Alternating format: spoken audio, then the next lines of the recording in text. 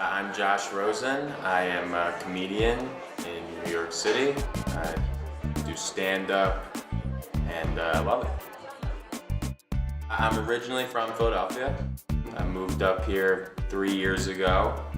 Went to school out in Pittsburgh, and over there figured out wanted to do comedy as a dream.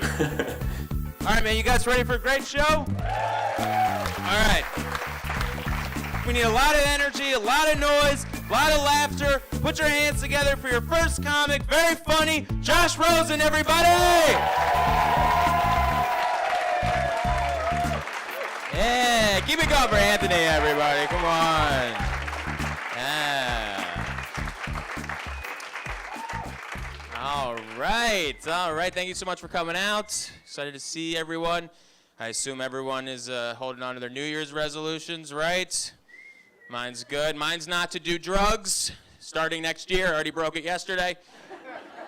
No. Mine's actually not to do drugs. It's tough to not do any drugs, though, when your number one fear is flying, right? Because when you have a fear of flying, you have to take Xanax. And I was on a plane recently, and I'm horrible fear of flying. And I went up to the stewardess, and I'm that guy who goes up to the stewardess and says, "Hey, is everything all right? Is everything all right?" And the stewardess said, "I'll let you know when we're in the air." We didn't take off. I was bugging out. It was horrible. But I do have a fear of flying, and I need to take Xanax to go flying. My dad wrote me a prescription when I went to Jamaica recently. He wrote me a prescription because he's a dentist, and in America you can do that, I guess. I don't know. He wrote me a prescription. When I got to the pharmacy, the lady there said it was 92 cents. I was like, "Are you sure? I wanted Xanax, not 10 pieces of Bazooka Joe gum." She was like, "Yeah, no, this is it." So I was looking at it. I can't even buy a Twix bar with 92 cents, but whatever, I got the Xanax. I looked at the pill bottle. There was 6 Xanax. I guess my dad thought I was going to sell 4 of them, take the rest. You know, the stories I tell are tough to believe, but at the same time, everyone has that one story that's happened to them, whether it be, you know, with a girl or some kind of drug story, and you're just like, that's a ridiculous story, but oh, I know my friend, or oh, that totally happened to me before. Because when you're in your 20s, you know, you make mistakes, you do stupid things, and ultimately, you know, most people will relate to that. It's tougher when it gets to older audiences, because they have to do more relatability with them, more things to relate to them. But ultimately, everyone has had that, even if it's in their past, but they remember it, you know, when I bring it up. And that's what I try to do. And I try to be likable. I don't try to really touch on racial issues or anything that a lot of comedians do, and I definitely envy that. I think that's amazing that they have the you know, audacity and ability to do that. But for me, I try to go up there and just be fun, and comedy always for me was an escape from the real world, and that's what I try to, you know, convey while I'm on stage. Screwed on the way back? I don't know, I do have a terrible fear of flying, but I am trying to budget more now. I'm trying to be better with money, and that's tough to do, right? I'm using Mint.com. You guys, I'm sure you all know Mint.com. I got an email from Mint saying, "Warning, low balance, you have 83 cents. I was like, that's not a warning, that's just an LOL, you're fucked, bro. That's not an email warning me to re-up, that's just saying you have nothing, you broke piece of shit. Reevaluate your life. But it's tough to budget, man. It's tough to budget, especially when seamless is a thing in your life, right? Because I could cook, or I could get high and order $30 dinners every night. Because I definitely need that extra appetizer every single time. Zucchini sticks, please.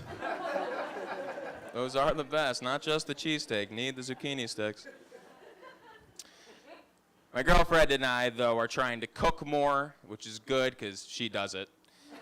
I don't. She cooks everything. It's great.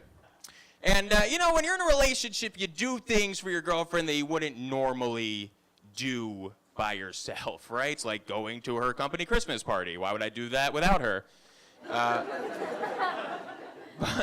But I went with her. We went to the company Christmas party, and I was, you know, schmoozing, doing the whole Jewish thing. Hey, how you doing?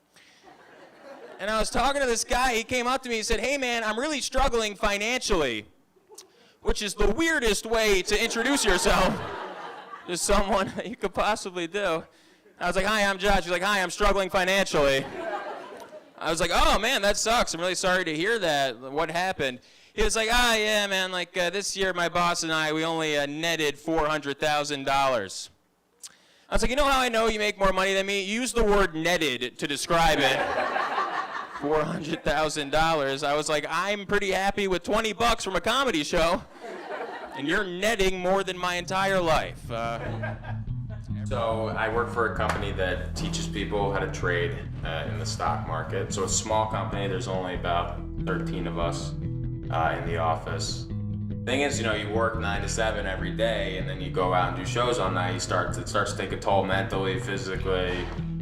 So I'm just busy all the time, just in terms of, okay, I work, and then I have shows, or I'm writing, or that kind of thing. The most challenging part is definitely just the mental strain. Some nights I'm just like, I don't want to do this, but when you work 2 full-time jobs, it's sort of like you don't really have a choice. You could say, oh, I'm not going to do it tonight for comedy, but then it's, my whole viewpoint is that if you're not going to do it, someone else is going to do it. So you got to get out there. You got to get up every night. Or I try to do something comedy related every night. But it's tough. Especially at my office when I have a huge impact on the company. A lot of times I need to stay late, or I have appointments set up, and so I have to miss a show when it's balancing is really the toughest part in terms of getting time for both. But I do love my girlfriend, right? I do love my girl. We've been together for about a little bit over a year now. She's here. She's probably going to question that. A little bit over a year now, which is great. That's awesome. We got back together, though, because we initially broke up, right? And she told me it's because I smoked too much weed. I think that's a judgment call, right? She said it's because I smoked too much weed, but really it was because she was into inappropriate stuff, right? That as a Jew, I'm not very good at. She was very into sexting. I'm sure as a young crowd, you guys are all familiar with the sexting. She sexted me after a show one day. She said, Josh, I want you to come over later and choke me out. Yeah, I said, I'm really looking forward to it. That's going to be great. Sound like the emoticon with the big thumbs up. Like, can't wait, bitch. Let's get crazy.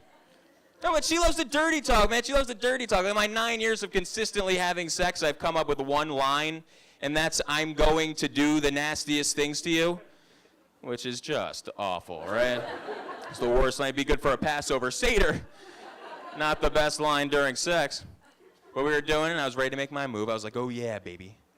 I'm going to do the nastiest things to you. She was like, oh, yeah, like what? I said, I just came. So nothing. Nothing else. Nothing in addition to what you just thought I'd be doing to you. That was it.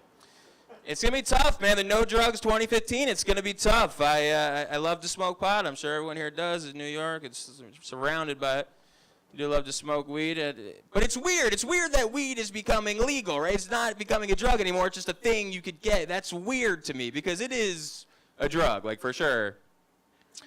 But everyone always warns you, like, oh, don't drive drunk. Don't drive drunk. That's so dangerous. Like, at least when you're driving drunk, you're driving a car, right?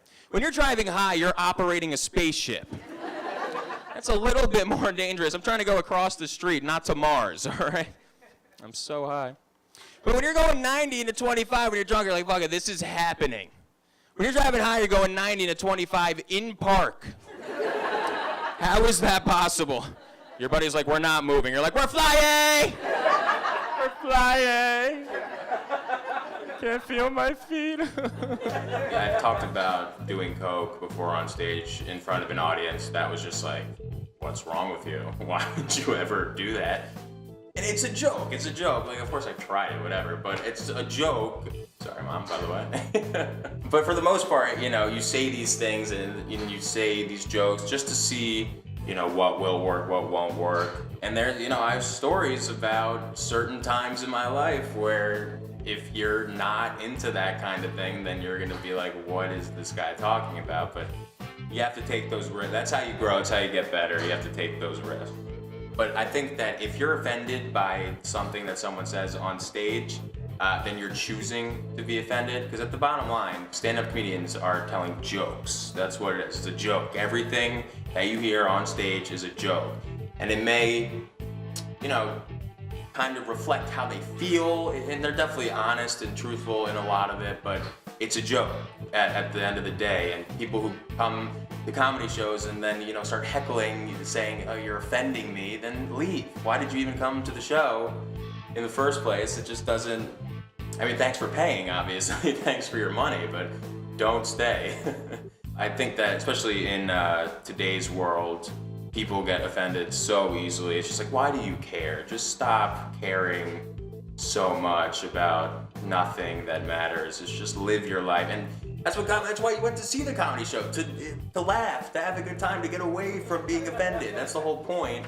But there are a few things I love to do when I'm high, right? One of them is high food shopping. That's where you go to the supermarket and everyone in the store is a cop. And why is that 75-year-old grandmother weighing out apples undercover? I'm looking at her like, I know, lady. She's looking back at me like, I know too. You're stoned, young man. Don't touch my apples. I love high food shopping, man. I love it. It's weird when you're at the supermarket, though, and you're in there, right, and you think everyone's looking at you, you think you're going to get arrested. Who is going to arrest you? The guy giving out free samples? He's like, I'm high too, bro. Take as many as you want. They're free. We're in this together. My mom worries about me now. My mom worries about me. Jewish guy, Jewish mom. We're very close. Talk all the time. Text, call, whatever. She always calls me. She says, Joshy, now that you're a comedian out in New York City, do you feel pressure to do drugs? I'm like, Mom, I am the pressure. None of my friends like doing drugs. I force them to do it with me. Why do you think we're blazing a joint in your RAV4 right now, Mom? All right, thank you guys so much. That is my time.